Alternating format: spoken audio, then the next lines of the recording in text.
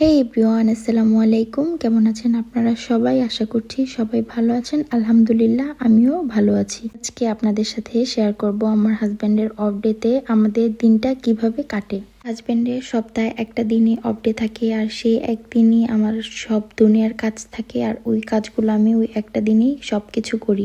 6:30টার দিকে বের হই, আমার একটু কস্তুরাতে কাজ ছিল, সেটার জন্য ওই কাজ শেষ করে আমরা চলে আসি বাজার করার জন্য। আজকে একটি পাকিস্তানি শপে এসেছি।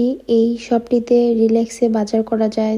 মুদি বাজার থেকে শুরু করে কাঁচা বাজার সবই এখানে আছে, তাই আমি এখানে সময় নিয়ে আসি, দেখে দেখে যা যা লাগে সবকিছু নিয়ে নিচ্ছিলাম। আর সব থেকে ভালো ব্যাপার কি, এই শপটাতে বাংলাদেশিও অনেক মশলা পাওয়া যায়, তো দেখা যায় এখানে আসলে সবকিছুই দেখে শুনে নেওয়া যায়। আজকে অল্প কিছু জিনিস নিয়েছি, আমার আরেকদিন আসা লাগবে। হাতে বেশি একটা সময়ও ছিল না, দেখা যাচ্ছে এখান থেকে যে আমার রান্না বান্না করা লাগবে, তাই প্রয়োজনীয় যেগুলো জিনিস আমার দরকার ছিল একদম না নিলেই হবে না, সেগুলোই নিয়ে নিলাম। বের হয়ে আমরা আবার চলে এসেছি পানোরমাতে। আমার টুকিটাকি এখান থেকেও কিছু জিনিস নেওয়া লাগবে, ওটা আমার যা যা লাগবে আমি নিয়ে নিচ্ছিলাম যত তাড়াতাড়ি সম্ভব, নিয়ে আবার বাসায় যাওয়া লাগবে।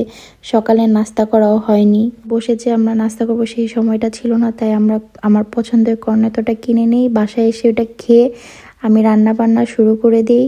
আস্তে আস্তে আমার 1টার উপরে বেজে গিয়েছিল। তারপরে আমরা খাওয়া দাওয়া করে আবার বিকালে চলে যাই সুশি খেতে। ছুটির দিন একটু ভালো না খেলে হবে।